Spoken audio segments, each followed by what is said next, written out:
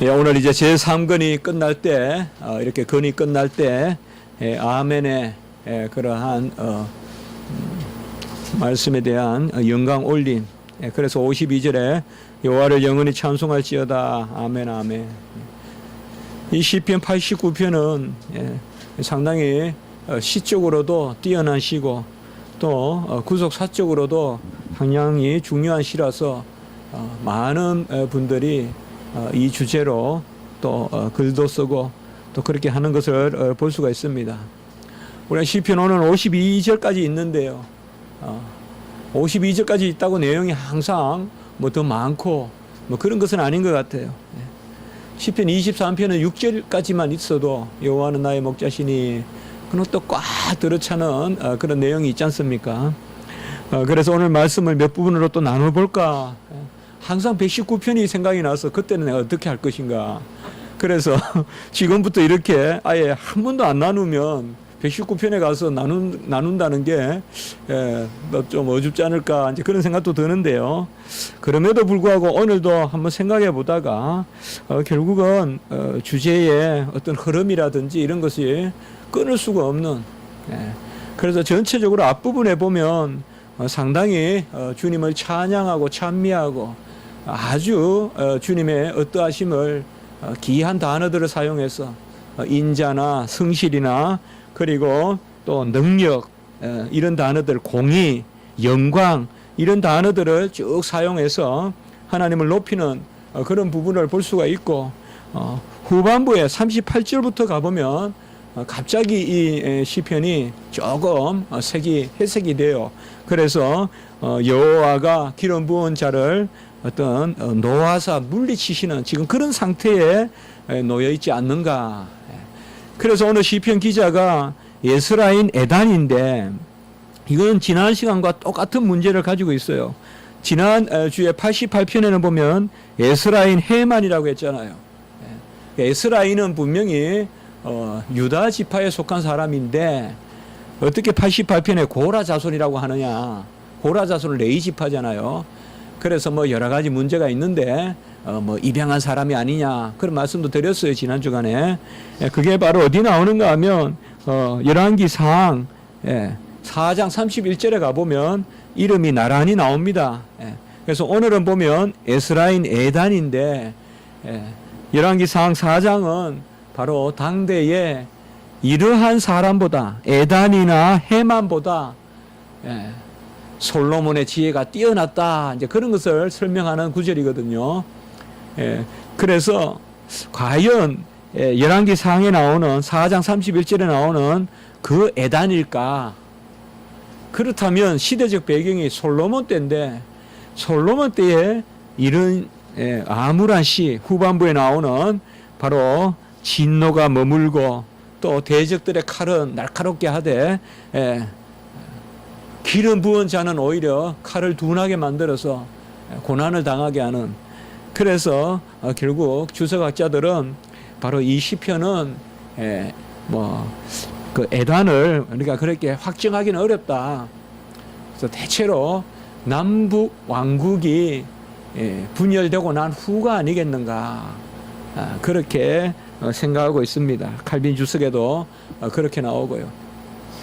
이스라엘 백성에게 남북 왕국의 분열이라는 것은 우리가 그저 뭐 역사를 하나의 이야기로 읽듯이 하는 그러한 정도의 일이 아니었겠죠.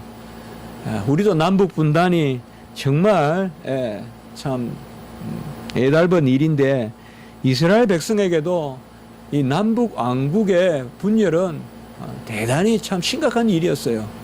그건 이스라엘 백성이 어떻게 보면 정체성을 다 야곱의 후손이잖아요.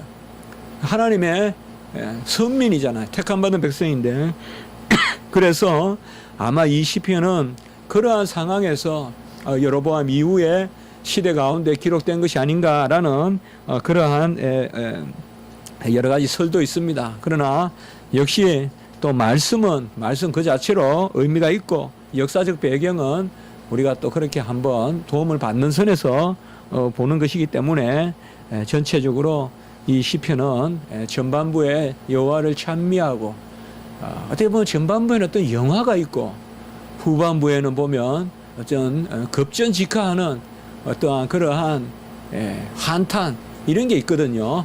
아니면 궁지에 몰려 있는. 그 전반부는 상당히 하나님이 뿔을 높여 세워주는, 이스라엘에서 뿔을 높인다는 말은 꼭 나쁜 뜻으로만 쓰이는 게 아니에요. 그래서 뿔을 높인다는 말이 우리가 구약에 보면 나오지 않습니까? 그래서 이 뿔을 높여주시는 여호와 하나님이 정말 관을 향기롭게 해주시는 그러한 은혜를 베푼 부분이 전반부에 있다면, 후반부에는 전혀 그것과는 아주 어조가 다른 그런 것이 이 시편 89편의 그러한 전체적인 구조가 되겠습니다. 오늘 우리가 시편을 빨리 읽었지만은 가장 아마 우리 입에 맴돌았던 두 단어가 있다면 바로 1절, 2절에 연거푸 두 번 반복해서 나오는 인자하심과 성실하심이라는 단어일 것입니다. 그래서 여호와의 인자하심과 성실하심을 1절에서는 노래하고 대대에 알게 하리라. 그리고 2절에서는 그 인자하심과 성실하심을 영원히 세우고 하늘에서 견고하게 하리라라고 이렇게 말하고 있습니다. 구약의 인자야 말할 바도 없이 헤세드, 바로 사랑을 의미하는 거겠죠. 절대 주권의 사랑이, 무조건적 사랑이고, 그리고 어떤 언약적 사랑입니다. 그래서 인자는 하나님의 속성에 가깝다고 볼 수 있어요. 하나님의 어떠하심, 하나님의 그러한 인자하심. 그리고 성실하심은 뭐냐? 바로 그 인자하신 분이 그저 간연상 하나님이 아니라 사역하시고 일하시고 열심을 내시는 곧 신실하신 하나님이시다. 사랑의 하나님이 아주 우리를 위하여 열심을 내신다. 바람도 불어야 우리가 시원함을 느끼는 것이고, 향기도 동해야 우리를 자극하지 않겠어요. 여호와가 아무리 인자하시다 해도 그분이 성실하지 않는다면, 그래서 바로 주의 인자하심과 성실하심이 최소한 5군데 정도 이 두 단어가 연거푸 나옵니다. 성실하심은 에무나라고 하는데요. 에무나.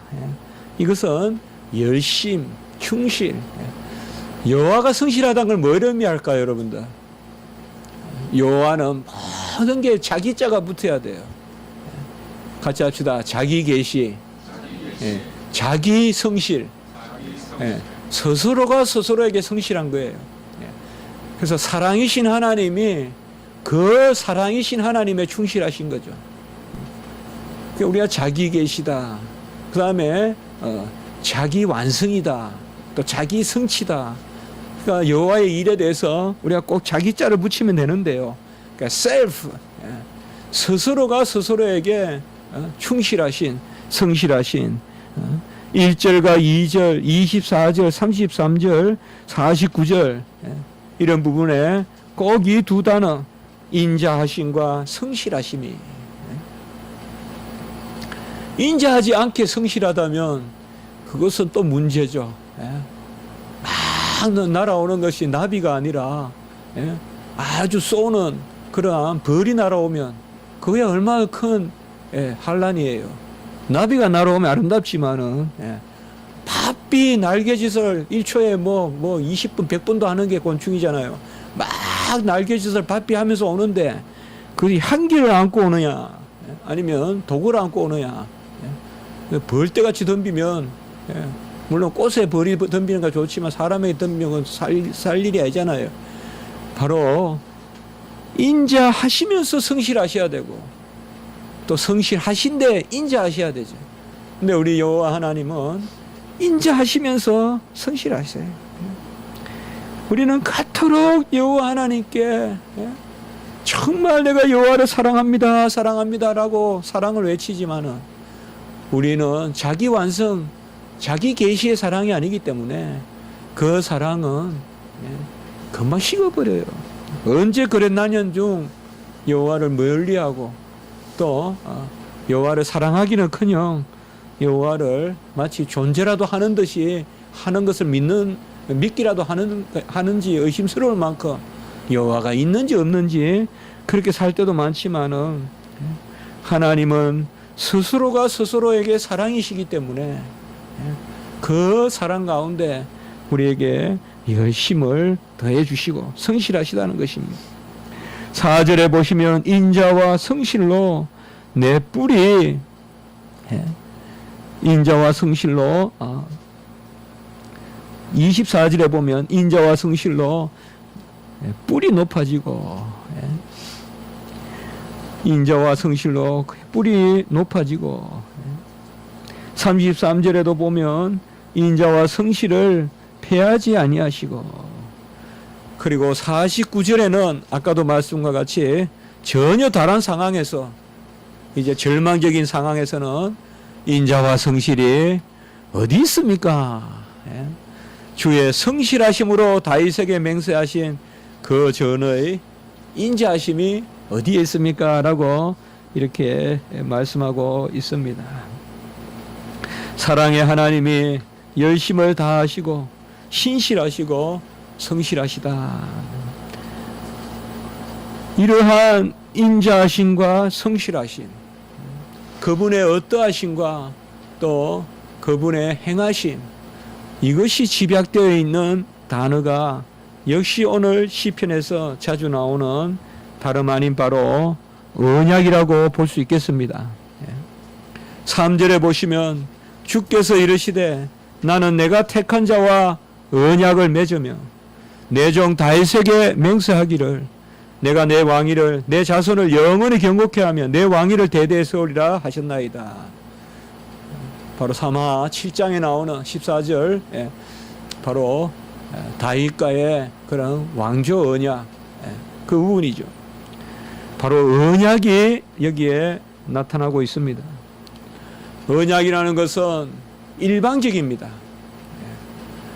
물론 우리 편에서 상호적으로 믿음을 가져야 되지만 그것은 공로가 아니기 때문에 형식적인 조건에 불과하기 때문에 일방적인 것입니다. 모든 실체적인 것은 하늘로부터 하나님으로부터 우리에게 일방적으로 주어지는 것이요. 우리는 그것을 그저 손을 펼치는 정도로 끌어안는 정도로 그걸 우리의 공로로 할 수 있겠습니까? 그저 퍼먹는 정도 그 숟가락을 들었다고 해서 어떻게 공로라고 하겠습니까?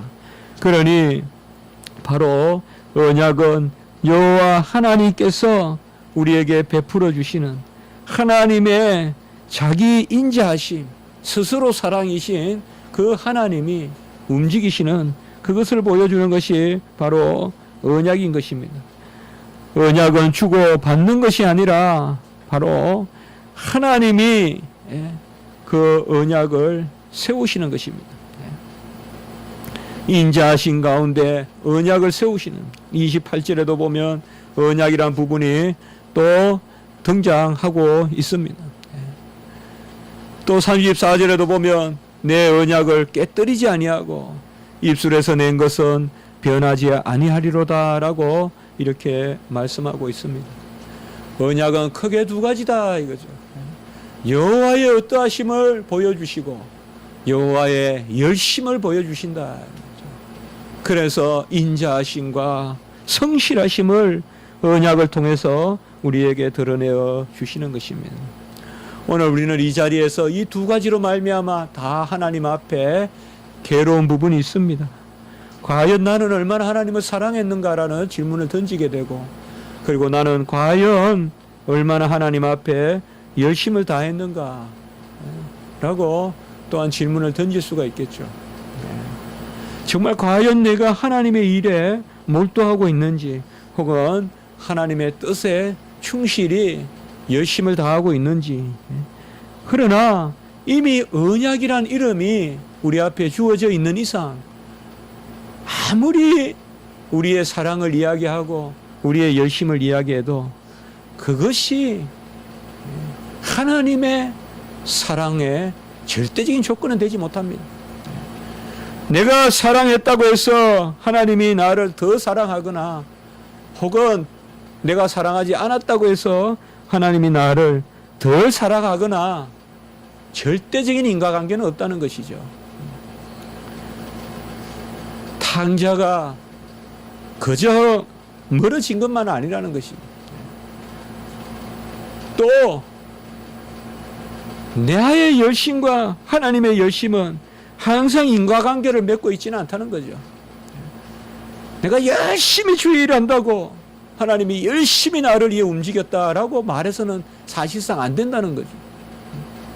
혹은 그 역도 안 된다는 거죠. 내가 열심히 떨어지니 하나님의 열심도 떨어졌다라고 말해서도 안 된다는 거죠. 욥의 친구들은 그런 논법을 이야기했죠. 욥이 네가 잘 욥 내가 잘 순종했을 때는 복을 받았는데 네가 불순종하니까 화가 임했다. 그래서 그가 10명의 자녀를 잃고 병이 걸리고 재산을 다 잃고 아주 몸을 긁고 또 아내로부터도 그런 말을 듣고 네가 못해서 그렇다. 그러면 역으로 말하면 네가 잘해서 옛날에는 거면 복 받은 거예요. 욥이 잘해서 복 받았냐 말이에요. 욥이 못해서 재난이 임했다고만 계속 인간관계를 말한다면 욥이 잘해서 복 받았냐고 옛날에는. 그럼 욥의 공로네요. 10명의 자녀도 욥의 공로고 재산도 다 욥의 공로네요. 욥기는 그래 읽으면 안 되죠. 우리가 열심을 내야 돼요. 우리가 하나님 사랑해야 돼요. 그러나 인과관계로 사랑하고 인과관계로 열심을 낸다는 것은 이미 사랑 없음이고 열심 없음이에요. 우리는 하나님의 열심으로 하나님의 사랑으로 우리와 하나님과의 사랑이 유지되는 것이지 어떤 기브앤테이크에 주고받고식에서 그런 사랑이 아니다. 오직 하나님의 우리에게 내려 부어주시는 일방적인 사랑, 언약의 일방성, 그 가운데서 여호와가 우리를 사랑하시고 열심도 여호와께서 밤새 주무시지 아니하고 동풍을 불어 홍해를 마르게 하신 분은 여호와지요. 이스라엘 백성이 뭐로 거들기나 했습니까? 여호와의 열심으로 이루어지는, 여리고가 무너지는 것이 여호와의 열심이죠. 구체적인 그것을 표현하지는 않았지만은 여호와께서 일하시기 때문에 무너지는 것이죠.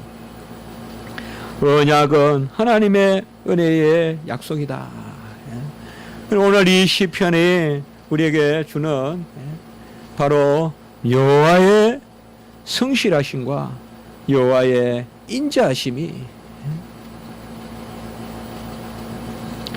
그래서 여호와를 찬양하고 그 귀한 일을 찬양하는 것입니다. 본 시편은 바로 언약이 주제다. 그래서 아까도 제가 말씀을 드렸지만은 본 시편을 많이 연구해요, 사람들이. 주로 언약이 뭔가라는 관점에서도 많이 연구합니다. 우리 또 김정우 교수님 같은 분도 시편 89편을 많이 평생 연구하시는 분이. 언약이 뭘까요? 오늘 시편 말씀에 기초보면 첫째로 4절에 보시면 내 왕위를 대대에 세우리로다. 4절에 보시면 내가 내 자손을 영원히 경고하며 내 왕위를 대대에 세우리로다. 우리가 구약에서 이 왕이라는 것은 신약에서 자녀됨이에요. 그 특별히 우리가 오늘 이제 언약은 다윗 언약에 계속 나오잖아요. 후반부에도 다윗의 왕조 언약이 바로 내 후손 아들, 바로 왕의 개념이 아들의 개념이에요. 그래서 이는 내 사랑하는 아들이요 내 기뻐하는 자라 할 때 예수님에게 울려 퍼진 그 아들의 선포는 왕의 선포예요. 기뻐하는 자는 바로 제사장의 선포예요. 왕 제사장의 선포예요. 제사장이 누구예요? 바로 하늘 아버지의 뜻을 쫓아 제물을 드리는 거 아니에요. 그렇게 기뻐하는 일을 하는 거예요. 내 사랑하는 아들이요, 이 말은 왕이라는 뜻이에요. 그래서 첫 번째로 이 언약은 자녀됩니다. 내 왕위를 견고히 하며 내 왕위를 대대에 세우리라. 이러한 언약의 기초에서 우리는 유아 세례를 주고 또 베푸는 것이죠. 두 번째, 이 언약에 우리가 당사자는 누구냐 이 말이죠. 세상의 약속은 사람과 사람 사이의 약속입니다. 우리가 계약이란 말을 쓸 때는 바로 인간과 인간의 계약이에요. 세상 법에서는 인간과 동물이 계약하는 적은 없어요. 그런 계약은 있을 수도 없고 무효이고요. 아무 의미가 없어요. 아무 의미가 없어요. 그러나 하나님의 언약은 당사자가 하나님과 우리 사이의 언약이에요. 그래서 오늘 시편에서는 우리를 자녀 삼아 주시는 왕으로 세워 주시는 그 하나님, 그분이 누구신가? 항상 우리는 은혜를 생각할 때 그분이 누구신가? 가장 대표적인 게 뭐예요? 바로 애굽에서 우리를 건져 주신 분이다. 여호와로라. 오늘은 그런 말로 5절 이하에 약 13절까지 그걸 이야기하고 있어요. 5절에 보면 그분은 기이한 일을 하시는 분이에요. 주의 기이한 일을 하시는 분이에요. 그래서 하늘이 찬양하는 바로 그러한 기이한 일을 행하시는 것입니다. 8절에로 보면 주와 같이 능력 있는 이가 없어요. 여호와 만군의 하나님이여 주와 같이 능력 있는 이가 어디에 있습니까? 9절에 보면 파도를 다스리시고 9절에 보면 온갖 자연도 다스리시고 이제 이 파도를 다스리고 물결을 다스리는 분 우리 예수님이 오시죠. 파도를 다스리시고 잔잔하게 하시고 10절에 보면 라합을 물리치시고 라합은 우리가 지난주입니까 지지난주입니까 나왔었죠. 라합이란 게 87편에 나왔죠. 라합 애굽을 뜻해요. 기생 라합 아니에요. 여기에 애굽이에요. 여러분 북왕국 시대 때 솔로몬 시대 때 애굽이 강합니다. 여전히. 그래서 해변길로 애굽이 쳐들어오고 그리고 저쪽에서는 아람 쪽이 강해요. 점점. 그래서 머깃도에서 맨날 싸우는 거예요. 전쟁이 일어나는 거예요. 그게 이제 요한계시록까지 아마겟돈 연결이 되는 거예요. 해변길로 올라오고. 그래서 요새도 가보면 그쪽 길은 전부 전쟁터예요. 그쪽으로. 그게 바로 애굽에서는 그 쭉 올라오는 거예요. 이쪽으로 올라오고 그게 이제 가로질러서 그렇게 이제 가는 거거든요. 그렇게 가는 거예요. 그래서 바로 특별히 여기에서 우리가 사실 시편 87편, 88편, 89편은 상당히 비슷비슷해요. 논조 같은 게 역사적 배경이나. 그래서 라합을 죽임 당한지 같이 깨트리시고 주의 원수를 주의 능력의 팔로 흩으셨나이다. 그래서 이제 당분간은 급하면 이제 애굽에 가볼까. 이게 이제 언제까지예요? 바벨론이 멸망할 때까지 이스라엘 백성이 애굽에 가서 손잡자. 하나님은 그래 하지 마라. 포로로 그냥 끌려가라. 그게 지금 하나님 뜻이었잖아요. 그래서 바로 하나님은 누구냐? 라합을 물리치고 이게 상당히 역사적으로 그 큰 이집트를 물리치는 애굽을 물리치는 그리고 12절 또 말씀을 보면 남북을 주께서 창조하셨으니 다볼과 헐모니 헤르모니 주의 이름으로 즐거워하고 이건 11절 12절 연결되어 있는 것이죠. 하늘이 주의 것이요 땅도 주의 것이요 그러니까 세상 만물을 다스리시는 분이시고 다볼의 그런 평원과 다볼산과 저 높은 헬만산 그게 다 주의 것이고 그리고 13절에 보면 주의 팔에 능력이 있고 손은 강하고 오른손은 높이 들리셨나이다. 바로 주는 누구신가? 6절에 그 질문이 던져져 있죠. 무릇 구름 위에서 능히 여호와와 비교할 자 누구며 신들 중에서 여호와와 같은 자 누구리까? 하나님은 거룩한 자의 모임 가운데서 무수할 이시오며 둘러있는 모든 자유에 더욱 두려워할 이시니이다. 언약의 당사자로서 하나님과 인간이 마주서게 되는데 그 언약의 당사자는 그저 여상한 인간이 아니라 천사가 아니라 하나님이시다.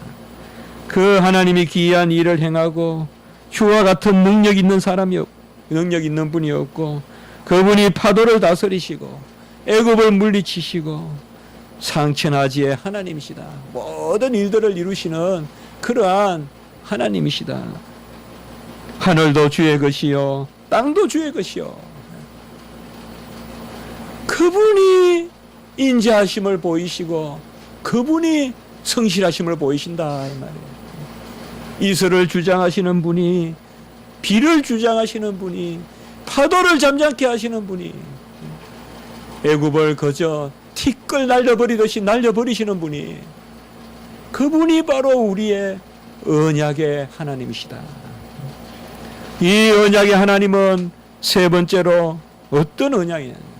첫 번째 언약을 우리가 살펴본 것은 우리에게 왕위를 주신다, 자녀 삼아 주신다. 두 번째는 그 언약의 당사자 하나님이 누구신가? 그 다음에 세 번째는 그 하나님이 우리를 사랑하시는 방식이 뭔가? 그것이 14절에서 17절, 16절까지 나옵니다. 바로 의와 공의 가운데 우리를 사랑하신다. 우리가 이 부분에 오면 항상 주저주저 합니다마는 항상 인자와 진실, 인애와 공의, 우리가 말씀을 봤잖아요. 우리는 공의, 의이라면 일단 움츠리 있는데 사랑이라면 좋아하고 인자이라면 그게 아니라는 거죠. 우리는 그야말로 의 가운데 사랑, 이것은 우리 자신을 만들어주는 거예요. 같이 합니다. 공의 가운데 인자하심은 존재적 사랑이다. 공의가 없이 인자한 것은 소유적 사랑이에요. 빵 하나 주는 거. 빵 하나 주는 거. 공의가 없이 그냥 좀 잘못해도 빵 하나 주는 거. 이것은 소유적 사랑이에요. 하나님이 우리를 사랑하시는 것은 우리 존재 자체를 하나님 편에 끌어당기기 위한 사랑이에요. 곧 언약적 사랑이에요. 그렇기 때문에 공의 가운데 사랑을 베푸세요. 곧 여호와의 어떠하심을 담게 하신다 이 말이야. 사랑을 통하여서. 그러니 우리는 이러한 고차적인 사랑을 받고 있는 거예요. 그저 배고프다 하니까 빵 하나 주고 던져주고 지나가는 그런 행인과 같은 나그네와 같은 사랑을 베푸시는 게 아니라 너는 내 것이라 자녀라 언약의 후손이라 하면서 하나님의 자녀로 삼아주시는. 그래서 언약에는 바로 이 의와 공의가 있어야 돼요. 우리는 끝까지 사랑받아요. 그러나 공의 가운데 사랑받기 때문에 고난이 있고 순교도 있을 수 있는 거예요. 공의 가운데 사랑을 받아서 그의 품으로 더욱 가까이 가는 길이 바로 순교란 말이에요. 그저 소유의 사랑이면 그저 이방에서 한번 그들의 간담을 서늘하게 하는 하나님 정도 같으면 이러한 공의의 사랑을 베풀지 않을 거예요. 그러나 하나님은 우리에게, 그래서 이것이 정말 즐거운 거예요. 우리가 감히 여호와의 어떠하심에 동참하게 된다는 것. 어떻게? 언약으로 말미암아. 어떻게? 그의 사랑과 열심으로 말미암아. 저는 그래서 이 15절을 참 좋아하는데요. 이 15절이 어떻게 보면 이 시편에서, 전체 시편에서 요절과 같이 저는 좋아하는데요. 같이 한번 읽어봅시다. 15절 시작. 즐겁게 소리칠 줄 아는 백성은 복이 있나니 여호와여 그들이 주의 얼굴 비단에서 다니리로다. 이 빛이라는 말은 구약이나 신약이나 오르, 포스, 구약에는 오르, 신약에는 포스. 이 빛이라는 단어, 이것은 항상 뭐냐 하면 언약 개념이고 은혜 개념이고 항상 자녀 개념이에요. 빛의 자녀다. 그저 아웃사이드가 아니에요. 끌어들이는 거예요. 그 안으로. 그래서 얼굴을 마주 본다든지 이런 개념들이 다 영생 개념이에요. 얼굴을 마주 보는 것을 우리가 영원한 생명으로 표현하잖아요. 여기 왜 생뚱맞게 15절이 이렇게 나타나 있을까요? 금방 제가 말씀드린 그거예요. 바로 인자하심과 진실하심이 함께 있는 거죠. 진실하심, 에메트, 인자하심, 헤세드. 바로 시편을 크게 이끌어가는 두 축이죠.